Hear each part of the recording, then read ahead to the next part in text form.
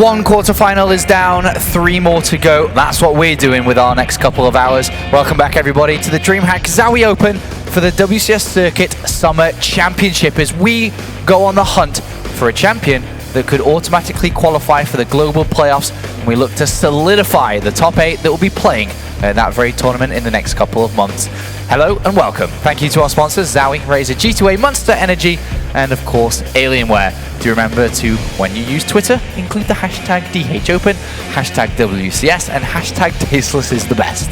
Now, welcome back to the panelists, everybody. I'm joined by Tasteless, our tow system. Todd, a pretty cool game we just saw. Major, unfortunately, eliminated Artosis, but Hero Marine, for the very first time at such a big tournament now, has advanced to the top 4. Yeah, it's really impressive how much he's stepped up his game just for this weekend. Like, he hasn't had any really fantastic results this year that I can think of, but here he is kind of crushing through, and once you're in top 4, you've beaten enough good players. It's like, well, you could win a spot to BlizzCon.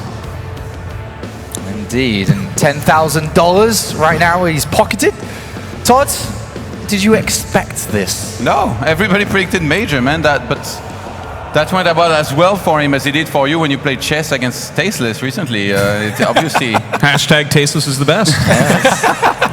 I was forced to say it. Didn't go well at all, and in this case, I feel like nobody is giving Hero Marine the respect he deserves at this point. I was really surprised. I thought Major was like going to be unstoppable after seeing how well he was performing, and even these like little ceremonies we're seeing where he's exuding so much confidence. But yeah, I mean, upsets just keep occurring at this tournament. Yeah, they really do. Todd, how does a horse move in chess? You tell me. Oh, that's because you don't know how to play chess. I was just checking. But, no, I mean, I thought it was quite an upset that Major lost. I was actually getting very excited. What if he got really deep in this, like top 2, and then wins in Mexico City, like his home ground? Maybe he could have snuck into BlizzCon last second. It doesn't look like that's really going to be an option now, though. Yeah, Hero Marine could just, out of nowhere, appear at the global playoffs if he wins this tournament. There has to be a Cinderella story. The question is, who is it going to be? Well, it could be our next player, true, but we'll talk about it in a minute. As we have so many Cinderellas. We have so many There's Cinderellas. too many Cinderellas at the ball. We're starting to find our top 4. We're currently in the top 8, as you can see, in this wonderful, colourful bracket of ours. True versus Welmu to the bottom left of your screen is the next game coming up. And then later today, Polt versus Petit Drogo. And of course, Scarlet versus Neebel. Excited for that one. It's going to be the last game of the evening. We put it there so we can keep the Canadians in the crowd right to the end. You know, Hero Marine, Welmu, and True all have to win to go to BlizzCon. Just throwing that out there. This is like Survivor Island, right? One of them is going to be in the finals. One of those 3 players will be in the finals, but they have to win. Whereas the other side of the bracket, well, I think Scarlet has to win too.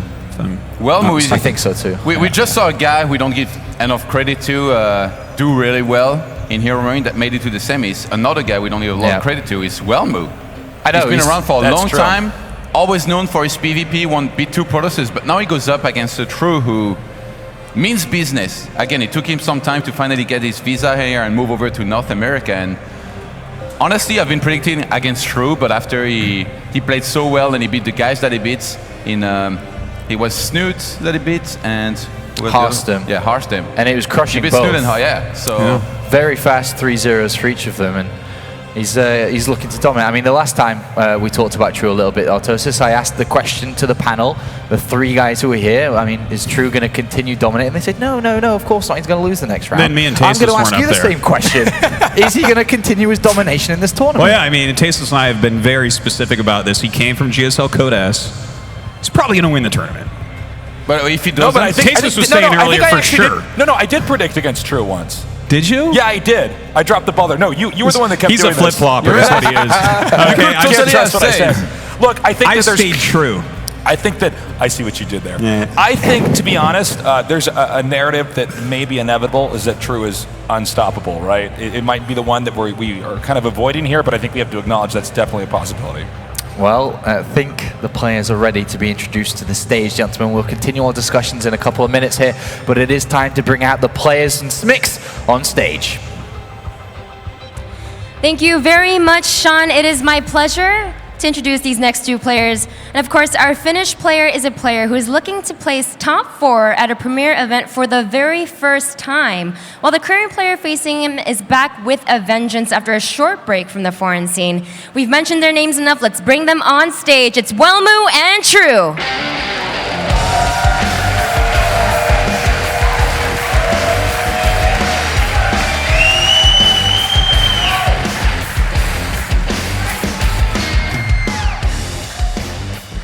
Now, Welmu, your first round at this tournament was so impressive. It actually happened on the B stream, so we didn't get to see it on the main stream, but it was a massive upset. You actually defeated Hydra. Everyone knows Hydra as an amazing Zerg player, but you upset him, and now facing you is True, another really great Korean Zerg player. So I'm wondering, does that victory in the round of 32 give you a bit of confidence headed against True right now?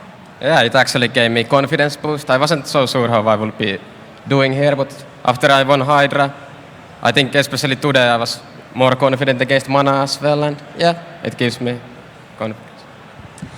Well, True, we saw what Welmu just said, and earlier when I've been speaking with you, we've commented on how you've been absolutely undefeated at this tournament, 6-0. And earlier you mentioned that when you play Welmu, you gave a very humble answer. You said, sometimes I win, sometimes he wins. But now he stands in front of you, and if you want to make it to the semifinals, you must defeat him. So what do you have to say back to Welmu? I'm happy to play with Welmu because I think very lucky bracket. I didn't, when I was practice, I didn't think Welmu, never. So I think I will win easily. Wow, very, very confident words coming out from True. Well, players, please shake hands. Only one of these players will move on to face Hero Marine in the semifinal. Can't wait to see which player it will be. Apollo, back to you. Thank you very much, Smix. We've talked a lot about True. Of course, he's very diligent with his words there on stage, but he is a dominating force in this tournament. But let's talk a little bit about Welmu. I don't think we've really talked enough about him in this tournament. He's, for the A stream here, kind of snuck his way into the top 8, and he's been performing well. He's defeated Hydra. He's found himself here. He shouldn't be just overlooked, should he? Absolutely not. His first match against Hydra, like we mentioned, was on B stream. So for those of you that missed it, I'm going to summarize it for you. It's very short.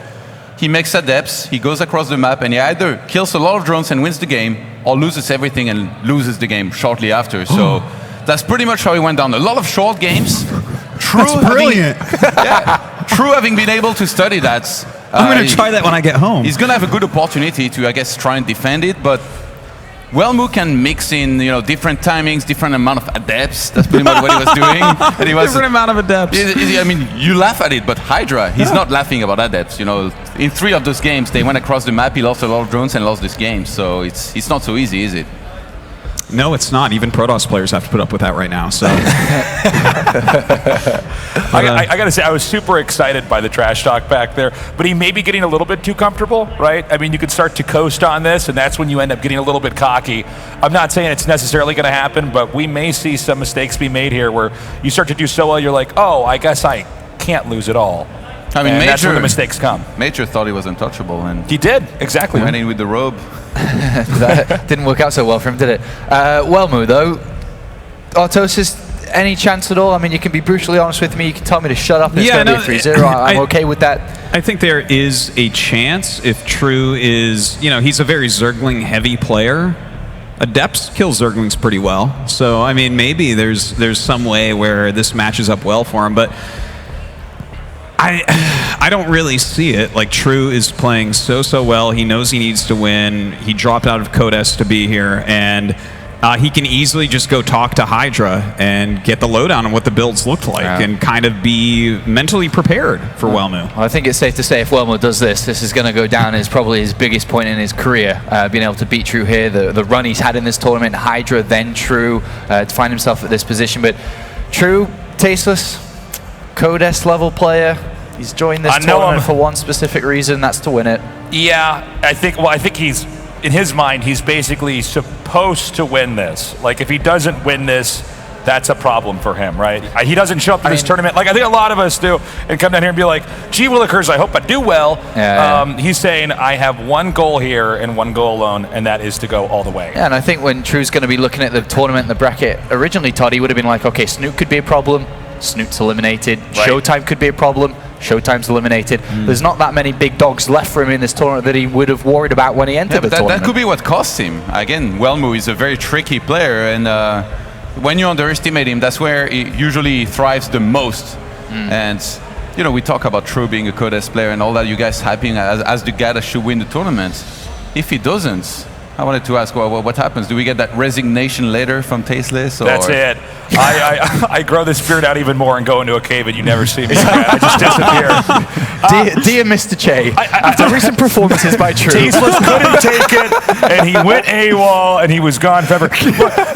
We know that, like I was saying, I think he thinks he's supposed to win. There's a high chance that he will just win this. But even though I cast GSL Codes, I have a lot of pride behind that tournament. I actually don't want those guys to win all the time. I would love to see it where the competition gets to be matched a little bit. So I think if he loses, let's say not necessarily here, but anywhere in this tournament, that's incredible, right? It really shows that the scene is starting to balance out. All right, well, it's time to get to predictions. Todd, where are we going with this one? Please be as honest as you can. I love your predictions, Todd. I just really am wondering. I'm done doubting True. I'm going to go for True here. I think he wins with a 3-2. 3-2. 3-2. All right. Wow. Well, I'm going to go ahead and side with True, but I am definitely giving him a 3-1. I think he's gonna bring it to Welmu, and he's going to be ready for those Adept builds. Tasteless. 3-0. For who? He's like, True's going to win. For Codes, for Tasteless. Crazy. No, I would say it's going to be True 3-0. Okay, I thought you were going to go with Welmu there all of a sudden, but no, True I'm like, it is. Welmu wins, and I just run off the stage. Like, you can't stop me from believing that. No, I think it's going to be True taking this. So. All right, thank you very much, gentlemen. It's time to go to the commentary team for this one, our second quarterfinal of 4. 2 more to come, but first, it's this one. We have Tasteless. I mean, no, wait, you're not casting. He's right here. No, I'm over here. He's going to be with me for this one. It's going to be Artosis and Todd. Guys. Yeah. Oh, I thought it was Tasteless. Todd, you can do this alone. All right, here you go. Thank you very much, guys. Here we go. Map number 1, Frozen Temple, starting in the bottom right-hand side of the map. It is, of course, True. Has yet to lose a map in this tournament. Yeah, he is looking really good. Doing Codes proud. Yeah. His opponent in the top left, the Protoss from Finland. It is Welmu. And I feel like having seen these guys' games in this matchup prior, True playing against Harstem, Welmu playing against Hydra, we could have a very explosive series in our hands. Both of these guys love to attack very early on. They don't focus on the economy, they don't focus on the tech or the upgrades, they just attack and basically make it happen or not. Yeah, Zergling speed versus Glaives. That's I think that's about what it's going to come down to. Some Banelings as well, potentially. Yeah, it really depends what approach True wants to have in how he wants to face those Adepts here that we most likely are going to see. Does he try for Roaches? Maybe. I guess it's really up to him to decide. Yeah, I'm not exactly sure how he's going to go about it. Like, I really liked how we saw Scarlet dealing with the Adepts, you know, just kind of making some extra Roaches and being able to block and look at that already. That's a very True-esque, by the way, thing to do. Like, we've seen him do that before. There was one of the games against Harstem in which I think he did make a hatchery like this. This is really cool. You know, he's delaying that expansion for quite a bit for Welmu, but Welmu's going to just tech up behind this. Of course, that was double hatch before the pool. I imagine he'll end up canceling this hatchery at the last second, though. Yeah, that second gateway, you kind of feel forced to go for it here if you're Welmu. And, I mean, careful what you wish for, because Adepts are going to come in even faster now that there's 2 gates in the core. That's so true, actually, because I would be pretty surprised if Welmu doesn't go straight into a couple of Adepts and tries to poke a little bit, because he knows that this is double hatchery before spawning pool. Yeah, Chrono boosting out that 1 here already, making sure no third hatchery goes down. I'm pretty sure that True's going to want to start a couple links and double quints here ASAP as the spawning pool is going to finish. And I don't think he should cancel, to be honest. He should let that finish. You should let it finish? Increase spread a little bit, because usually against this, you would need to pull a lot of probes to make sure, like, basically, by the time it finishes, it's on 1 hit point, and you can snipe it immediately, so that creep doesn't go elsewhere. Cancels it at the last second, and gets an Evo to block it a little bit more. I mean, there isn't even a probe there actually to start that, so Welmu doesn't feel like he's in a rush to get the Nexus up. And number 3 and 4 Adepts already on the way here. Yeah, that's a lot of Adepts already, though. A couple Queens, as you were talking about, as well as 10 Lings and Speed. So I think he'll be all right holding this for now, but definitely a lot of pressure coming out of Welmu because of the build that True chose. I wonder what the follow-up will be actually for Welmu. Let's see if he gets out of there here. Usually you might want to shade out and then move in with the Adepts to try and snipe 1 or 2 units. He's just going to cancel that here at the last second, seeing that there's more than enough. Just goes for the Twilight Council, so that's going to be for Resonating Glaives most likely.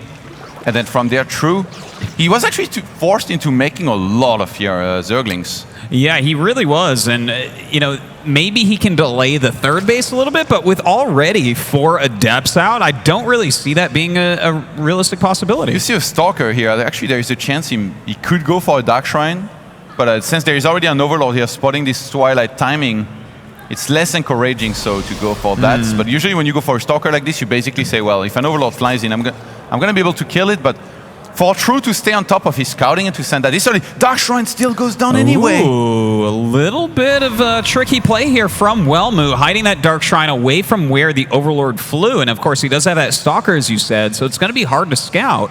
This is very risky, and True doesn't really strike me as a guy that, you know, would completely get surprised by this and lose everything. Then again, we've seen it happen. You know, we've seen DTs walk in when there is no Spore, kill like 20 drones, and then from there it's almost an unrecoverable position. However, if True can somehow get a whiff of this and gets a Spore on time, and this doesn't do anything, he's going to be in a fantastic position to just ride out win. But right now, I mean, True's been delaying his lair often. You know, he likes to get mass tier 1 units, Zerglings, Roaches, move across the map, fight. If he does go into that and get surprised, he could be in a really bad position here. Yeah, you know, this is part of the, this is a cool thing that goes along with Adept builds that go for Glaives, is you get to put on a lot of pressure, and making a bunch of Roaches and Lings is a good counter to that. But then you are skipping that layer. So he has no detection still. That Dark Shrine is almost done right now. I think you're perfectly right, Artosis. Welmu is playing to his image. He knew that True was going to anticipate a lot of Adepts, and there are a lot of them, but there also is going to be this invisible units that kills everything very fast, and right now he might just not be ready for this. Oh yeah, indeed. Now he's moved ahead with those Adepts. The Roaches and Lings actually dealing some pretty significant damage to him, but they do have the Glaives done, so they're getting some damage done. 2 DTs warping in right now. Welmu is really setting this as well. He goes forward with the Adepts. He's like, hey, kill these guys. You need to worry about these guys. Yeah. There's nothing else going on the map as 3 DTs were warped in.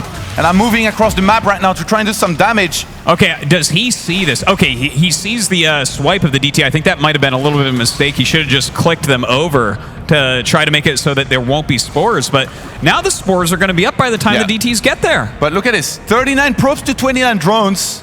That was enough here, achieved by Welmu to be ahead economically. From there, if he wants, he can take a very easy third base. And actually, the third base of True here is going to be on the threads. He's going to lose 2 drones, he might lose that Queen. The hatchery is going to be targeted down. Oh my God. And I don't think there is a Spore even finished, ready to move there for him to defend that. Oh, there is one. Well, it's not going to be there on time. That's not going to make it there. So this is a huge moment for Welmu. He does get the transfuse here. Remember the Spores, they get down so fast. Oh, good block right there. And in fact, will be able to detect those DTs. They are going to have to walk back, but this is some great play coming out of Welmu.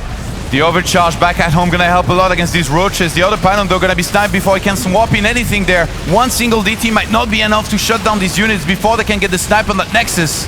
Yeah, it looks like that third will be canceled. Down it goes, and you know, this is really a slugfest like you were talking about, Todd. These guys are going crazy at each other. We've already seen a lot of Lings and Roaches attacking. We've seen a ton of Adepts suicided, and now DT's just walking around the map. And it's PvZ in Legacy of the Void. Like, very rarely will you see this kind of game where both players are basically attacking all over the place non-stop. Extra gateways will be added on here for Welmu, and he doesn't restart the third Nexus. He's getting a Prism. Well, he might be going for it.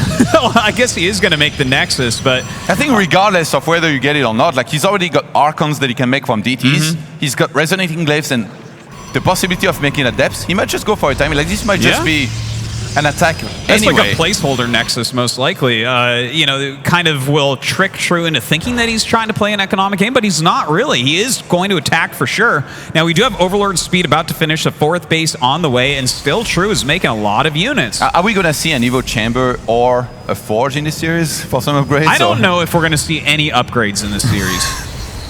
I think Not that even rush speed. upgrades don't do damage until they're done, Todd. And StarCraft is a game of right now. Apparently, for these guys, it is. More so than for anybody else. By the way, the hatchery being so low could be targeted down later on. But a Spire going down here for Welmu. Man, a lot of tricky stuff going on right here. If he does end up holding this push that comes in, there is absolutely no anti-mute attack. So that switching to mutas could actually end the game. It's a very risky choice here because it would take a long time for the Spire to finish and Mutas to come into play. But Welmu moves across the map with lots of Adepts and a single Archon here to try and do some damage. But there is enough, seemingly, for True. He does have that Warp Prism. Is trying to get some more units in, but that is a ton of Zerglings coming up for the surround right now. The Ravager's doing massive damage as well. Trying to bomb onto the Prism to get the Prism, and True cleans it up easily. And he kills 16 probes at the same time. GG! Wow. True with the very easy first map win here. Yeah, it was a little bit scary for a moment, though, with the DTs coming out. If he hadn't attacked that Zergling, there's a possibility that True doesn't realize DTs are coming. The big problem is that there was no proxy pylon. I thought there was a probe hidden on the map, but maybe True found it, or maybe Welmu thought he was under so much pressure that he had to whop in those DTs back at home. Usually when you go for a Dark Shrine like this, you really hope to catch your opponent off guard, to whop in those DTs as close as possible to him, and kind of to be left undetected, ideally as well. You walk into those mineral lines, start slaying drones, and that's when it's going well for you. If he had had a proxy pylon, those DTs would have wrecked every drone. Like, he would have won the game off of that. You might have had a flashback from your Brood War games of when DTs were dropped in your base. DT walks in before you're ready and the game ends. It's one of those units, but I thought it was like strategically really smart from Welmu to play into his image and make that Dark Shrine, but now that he's done that, that is going to be at the forefront of True's mind for the rest of the series, so I don't think something like that will work again. Yeah, and it didn't work that time, so... Yeah, it's very encouraging not to try that again. Just go back to Adepts, but True was ready for Adepts here. Even if there had not been a Dark Shrine and just mass Adepts, I think he would have been able to hold. He cut drones very early. I guess maybe one of the best things that Welmu could do here is to fake that he's going for Adepts, much like he did here, and to actually play very economic. Drop down a Forge, you know, we talked about whether we or not we're going to see one of those, go for the 3rd base and actually defend it this time, because True cuts drones a lot. That attack just, there wasn't enough there. 44 army against 75, like, remember when Zergs used to go... Just look at the supply. I'm looking at it. Remember when Zergs used to go Zergling Roach into Spire? Guess what? Now they can make Ravagers as well to make sure they can break force fields and be even more effective against these attacks. So it was a great call for True to actually go for this, I think. Yeah, this was a very strong and smart play against Welmu. Can he get into one of those macro games? You said that you looked over the replays. Were all of them Adept rushes? Yeah. Some of the games went on for a little bit longer, but in general, Welmu loves to attack and try and make something happen from the very start. Let's see if that works out for him in this game. King Sejong Station, our second map in the top left, our red Zerg from Korea. It is True.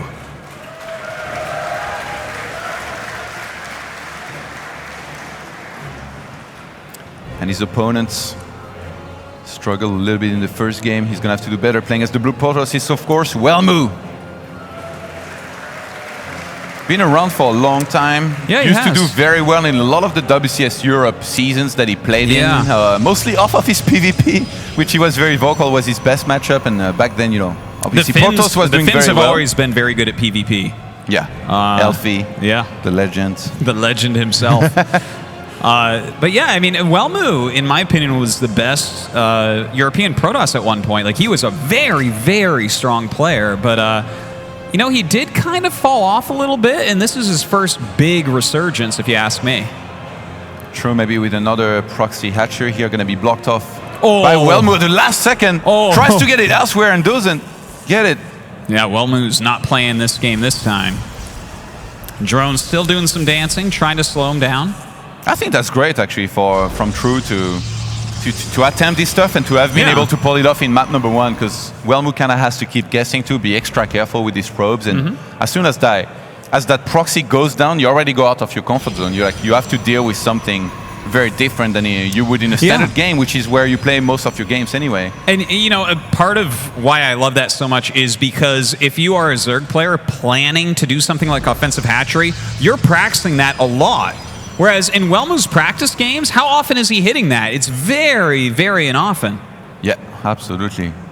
Welmu, I mean, he's playing standard, but True is mixing it up a little bit differently here. He did go for another hatchery, which, I mean, could be pretty risky, but his King Sejong Station, supposedly, because of the overload over there, he's going to be able to see very easily whatever's being thrown at him and when it is being thrown at him. So if he gets enough units, you know, has some ability with the speed he's going to start here in a second, I assume, he should be all right. Yeah. I wonder if we're going to see Zerglings being dropped at some point in this series. I don't think it would be on this map if we were to see it, but the Stargate this time around here for Welmu, so I'm guessing Oracles are probably on the menu, and usually Oracles synergize very well with the depths. That is true, and there's also like a kind of cool strategy that popped up in Korea for about a week where people were going Phoenix Adept and just like really going Phoenix Adept, like 2 Stargates, a ton of Adepts, and just picking off anything in between Spore Crawlers. Yeah, the thing about this is that the defense against both units is pretty much the opposite. Like, other than the Queen that can attack both, like you're going to need Spores, that's going to be less drones that you're going to have, and in the meantime, usually Protoss builds up their economy. That one Stalker coming out here, looking to try and snipe that one Overlord, is going to go back to a safe place. I wonder actually if he reveals the Oracle to make sure he can get that snipe. Probably not. I don't think so, yeah. I think he would run by because it's so obvious to True, you know, that he's likely to go for Adepts over and over and over. That this could trick him out. This Stalker is a big tell that something's wrong, though, right? Yeah. Like when you go for a Stalker like this, it's like, oh, what is it? Stargate, DTs again? Like something's up here. And he does have speed for his Overlords on the way, so he wants to scout it, but this will get to his base before he actually can. As speed will finish and he sends the Overlord in, he looks at his mains like, where are your drones? the Oracle! Yeah. It's like, oh, he must have made an Oracle out of that. I have nothing left at home. And he does not have any Spores on the way. The Oracle is coming up the side of the map right now. A second Oracle on the way, a couple gates as well. Very standard follow-up to an Oracle opener. Yeah, True's just not ready. I think he has one single Queen there that's going to start attacking the Oracle ASAP. He might lose a lot of drones there, pulls them back, which is the right move to try and limit the damage. Yeah, the second Queen comes up to deal some damage as well, and those Queens with their great range right now doing some massive damage to the Oracle, but still 5 kills is pretty solid. Yeah, not bad at all, and there's still no Spores on the way, so obviously True, we talked about his love of Queens, he loves to mass these guys, but right now the fact that there is only one Queen in that position as well, more drones are going to go down, and that one almost targeting down the Queen as well. Yeah, a couple Oracles flying out there as he takes his third base, so that makes it a little bit scary. He has to really keep on top of those Oracles. As their shields come back up, they can fly and kill a lot of drones. I'm kind of surprised he didn't make a bunch of Spores, though. Yeah, Welmu has adjusted, though. I would almost always expect that depths here being made by him, a lot of them, and then when he has like 7, he sends them across the map to try and kill a lot of drones. Guess what? He made sentries instead, even a Zealot, like a unit we hadn't seen since Heart of the Swarm. Zealot, what does that do? It's like the Todd Protoss unit right there. Yeah, the useful melee unit that kills everything. Yeah, exactly. Now, we have the Robo coming up, Blink and +1. Not too surprised to see that. Blink down a big comeback in Protoss versus Zerg. But I gotta say, I like Welmu's position that he's in right now, having both the Oracles still being alive. He's done some good harassment damage. He's gonna get a ton of scouting done with this, and still more drones going down. I always feel like when you go Blink like this, you kind of have to attack, because the more you wait, the worse it gets, especially if you face Zergling Baneling compositions, which is usually what True goes for. So although we see a Roach run on the way here, I actually wonder, does he want to use that and get a lot of Roaches and play like a range style, or is that just for safety? You know, I think it's a safety, Warren. He might get some Ravagers. Those pair really well with Zerglings overall, and just to have that is good in case a bunch of Adepts pop out, but it looks like he's making a bunch of Zerglings. He is getting that melee attack as well, so that's kind of what we expect to see out of True. Walker count still dead even. 5 more gates here for Welmu. And if he were to be aggressive and even attack through the left-hand side towards that natural base of True, it would be so hard for him to hold. Usually, when a Zerg plays very Zergling Baneling heavy like this, they go into Lurkers as well. Later on, we've seen Zerg players, I think it was like Nurtio, attacking into the natural and using the map terrain, you know, when you take down the debris to basically say, well, you can't be everywhere, and if you let me set up with lurkers, you're gonna die anyway. So they made this map look very one-sided for Zerg once you reach lurkers at times. But I think Welmu has no intention of waiting this long anyway. He's made a lot of gateways. Yeah, and he has those sentries from early on. He has a couple of oracles to help deal some damage to any incoming Lings and Banes, as well as tag things and see where they are. So this attack coming out definitely could do some damage and could easily kill this 4th base. Yeah, there's just so much. This 4th base is basically forfeits. And even preparing for... If Welmu was to attack into, like, say, like the 3rd base, it's going to be hard here for True. He doesn't seem to have much. He's going to try to go for a Baneling drop into that natural base. Welmu not paying attention. Oh, this is a big deal right now. And bam, down goes so many probes. In fact, he even brought the Lings to finish them off. 12 probes being taken out. That was so effective, but he did lose his 4th base. He's morphing some more overlords here to try and drop on top of this army. Welmu is already one of those Protosses that loves to attack and all-ins a lot. Usually when you start pushing him like this, he's gonna push back and eventually he'll be even more incentivized to go for it. And here we go. Ooh, a lot of Lings coming in. A Baneling drop coming on top of everything as well. A great drop on top there, but the force fields are strong. The oracles help out as well, and still a lot of stalkers left over. Yeah, there weren't enough here Banelings in these overlords. Welmu has lost 24 probes just now. He has to go for it. He has to try and end this and do more damage, but he's running out of force fields. Oh, I don't think he's going to be able to. His stalker count is getting pretty low. He has no sentries left as well. So many Lings and Banes coming out, dealing massive amounts of damage to these stalkers. He's trying to blink back, but he just has nothing left over. And True gets the defense here. It looks like he might go up 2-0. Welmu's gonna try to evacuate with a nice pickup from the War Prism. But there's the 4th base. Okay, well, that's gonna be a recall, I guess. If Welmu hangs in there a little bit too long, and +2 melee starts immediately.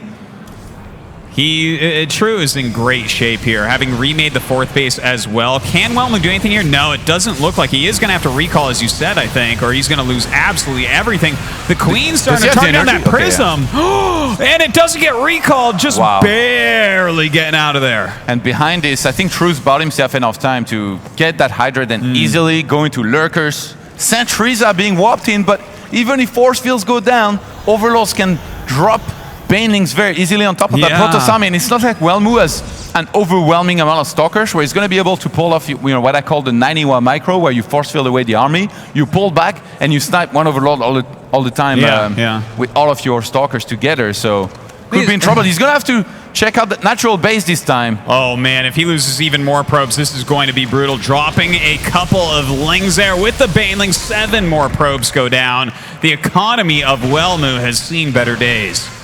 This time he might actually have to go all in for real. The last wave of attack and units didn't do enough. Losing 9 more probes here. He's being pushed.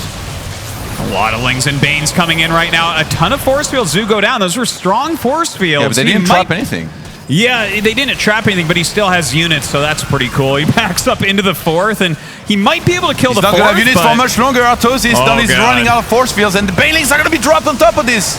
Well, it actually gets picked off. Looks like the Banelings do not make it out. He is warping in a few more units here, and those force fields are doing a good job, but way too many Lings here, and this is about the end of the road for Welmu. Yeah, I don't know what warping in Stalkers against this many Lings here, and upgrades too. True with yet another defense, and Welmu's just running out of units at this point. 12 army supply to 60.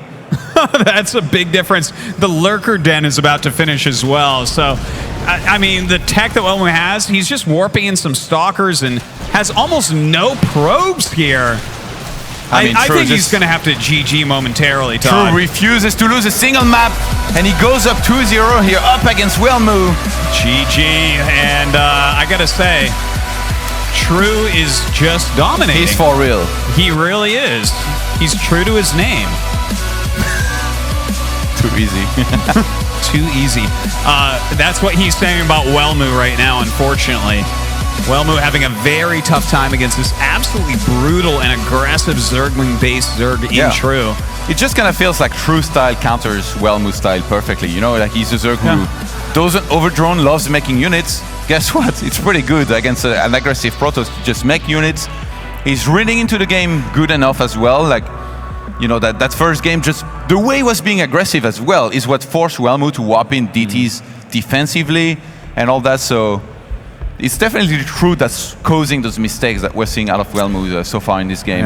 It's been the case. Like, I mean, True made Harstem and Snoot look like easy matchups. He made it look like they were having a bad day, which I don't think is necessarily true. And it's I just would that he was say playing that so well. both of them are top 2 of the race in Europe. Yeah. You know, I would absolutely rank them that high, but True really did kind of smash his way through them. And now doing the same against poor Welmu here. What would you say Welmu has to do if he wants to pick up a game?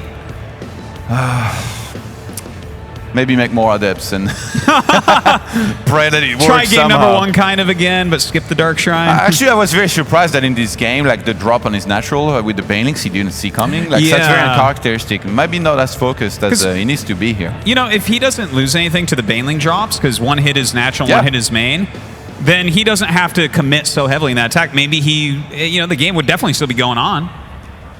All right, well, we're going into game number 3. Match point for True here on Frost. In the top right, our Zerg from Korea. It is True. The double intro. Yes, indeed. And his opponents, he's in a lot of trouble there.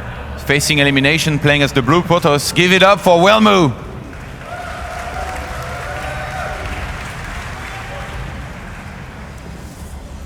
I don't know, man. More adepts, earlier adepts, like some sort of adept play. I feel like it's what it's going to take here for Welmu to somehow finally open Maybe up the get a scoreboard. Warp Prism and Glaives and just go for it. Yeah, which to be honest, like, should be kind of his style. You know, he was one of those Protosses in Wings of Liberty and Heart of the Swarm that was one of the best at making those gateway units, you know, cheesing, going for big attacks, committing to all-ins. That's always been his image. Yeah, but as you were saying, True's style kind of goes well against that. He just always has so many units early on. He's not comfortable really just droning up all game, which is, you know, the fine line most Zergs play, which Welmu abuses. Yeah, and not opening with a quick Nexus. They're going for the double gateway first and foremost, mining gas already, so could be looking to try and go into a double adept production to maybe catch True off guard, but True sent his Overlord in the right direction. Very good scout here from True, being able to find him right away. Of course, Welmu will know exactly where he is as well. He might not even reveal here. And by the way, this is a this is 2 gates and a Cybernetics core before the Nexus. So I think you're right about the fact that he's probably going into Mass Adepts this game. You know what I hate about this? You can only chrono boost 1 of your gates. Yeah, you have to switch it back and forth. It's you know. It's really annoying. One of them is going to pop out before the other. You have to do something, right? Yeah. Use that as Protoss. Just chrono your probes. It's fine. Chrono's slower Let them come now. out at the same time. It's whatever. Yeah, he is going to go ahead and switch his chrono back and forth, getting these adepts out as quickly as possible. Yeah, really trying to catch True off guard, but True got so lucky with that first Overlord. If it had gone the wrong way, he might have spotted this maybe a little bit too late, but now all he has to do is get exactly enough Zerglings to deal with this, keep on droning up very safely, and if he perfectly shuts down those first 2 adepts, True is going to be in a fantastic position here already in map number 3. You know, I don't expect him to lose these 2 adepts. When Zergling speed isn't out, a player of Welmu's caliber is going to keep these alive a long time. Does shade in now, picking off 3 Zerglings already. Very nicely done. The Queen does pop out, which will help. Just be very careful. Nice extractor there to save that drone. Goes into the main. And the hunt is going to continue. Yeah, this is doing quite a bit, actually. Although it seemed like True was going to be ready, somehow it doesn't. I guess cancel? What? Yeah, cancels right there. And, you know, lots of mining time was lost here. Yeah, he really is doing a good job with this so far. 2 drones killed and that much lost mining time, as well as 4 Zerglings. He killed 3 Zerglings already as well. And True just keeps on hanging around the natural with the links. I guess every time he's making sure he protects these drones. He's going to start moving across the map here right now. And there is nothing in the world for Welmu, which is not uncharacteristic for somebody who attacks this much. Yeah, this is actually something that could do a lot of damage to him. The links get in, I think. Yeah, they do. Oh my god. And where are the units? Here, Todd. The probes turning and fighting and being picked off immediately. Already 7 going down, 8 going down now. He's going to unpower the gateways. Oh my god, only 1 pylon. Come on. We have... And this might just be game here. Welmu's losing so much. He's got a couple of adepts across the map, but they're not doing nearly enough. Overcharge finally going to be used, but that Nexus could be targeted down, and it's 0 pylons now with get 10 seconds away from finishing earlier. So painful right now. Probes popping out down here, not able to do anything whatsoever. He's trying to utilize that mothership core's damage, but it is not enough. GG! And True still on his winning streak, 9-0 right now as far as games in this tournament. And Tasteless with the right prediction here. Yeah, True is just not losing any maps in these tournaments. Well, Wow. True said he thought this would be an easy victory, and an easy victory it was for him.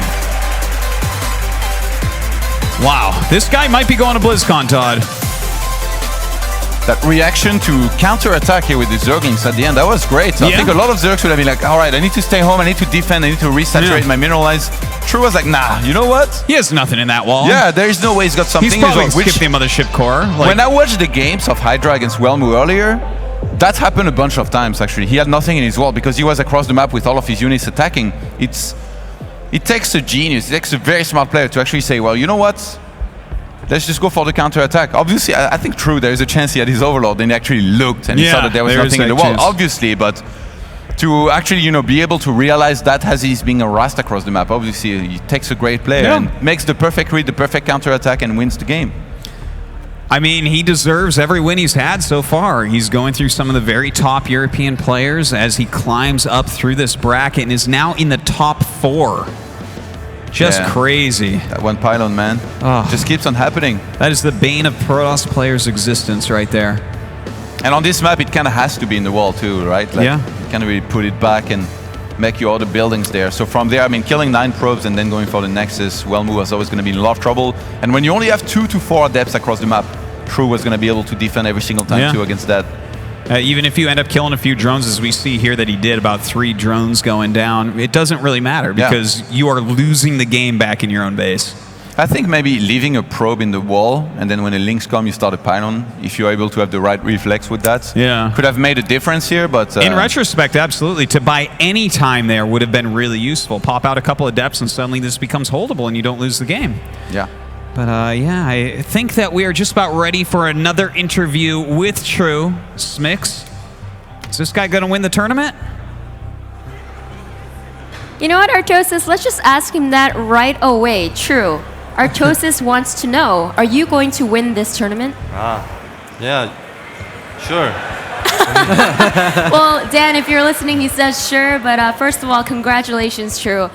This is absolutely ridiculous. Sorry, my voice is going, guys, but bear with me. 3-0 over Snoot, 3-0 over Hearthstone, and now it's such a fast 3-0 again. This is just insane. What is going on? Is this tournament too easy for you? Do we need to give you harder opponents? No, still hard for me. Just I practice a lot. And many people is here, so I getting power. Yeah, and speaking of the people, there we go. This crowd is absolutely phenomenal. I know that we talked a little bit earlier about how it has been a very long time since you've been able to come out to these DreamHacks. This is the first time there's a DreamHack in Canada, and I know that for a while now you've been stuck in Korea, but what is it like to finally experience the foreign crowd again, especially one like this crowd that's been so passionate and amazing? 죄송해요. 이제 너무 오랫동안 한국에만 계셨잖아요. 네. 이제 다시 이렇게 해외에 나왔잖아요. 그리고 여기 첫 번째로 드림핵이 캐나다에 왔는데 이렇게 되게 좀 소리도 자주 지르는 되게 흥분되는 사람들 앞에서 다시 게임을 하게 되는데 기분이 어떠냐고? 일단 그 한국 분들은 되게 그냥 조용히 봐주셔가지고 제가 이제 잘한지 못한지 잘했는데 뭐 이런 거 잘 모르는데 여기서는 되게 리액션을 그 좋게 해주셔가지고 게임 할 때마다 정말 힘이 나는 것 같아요. So True says, honestly, I was in Korea for a while, but I feel like it's so different. The Korean crowd, no matter what I do, bad or good, they don't really react. They're kind of just very calm and they're just spectating very quietly, but with you guys, I forgot what it's like, because you guys always react to everything that I do. If I do something well, you always cheer, and I can actually hear that and feel that.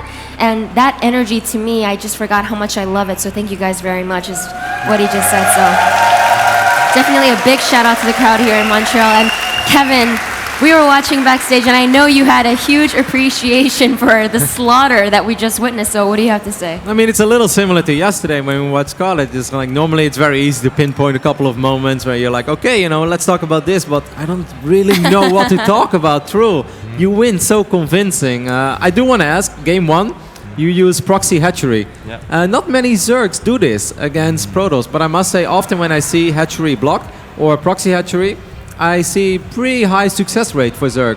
Why do you love this?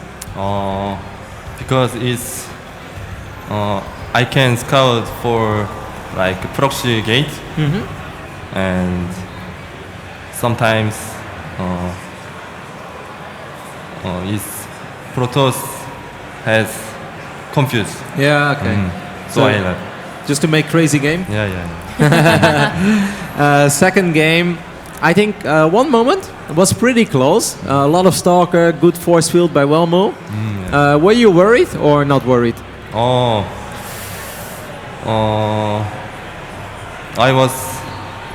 lost my drone. Oracle. Yeah. So I think I'm gonna die.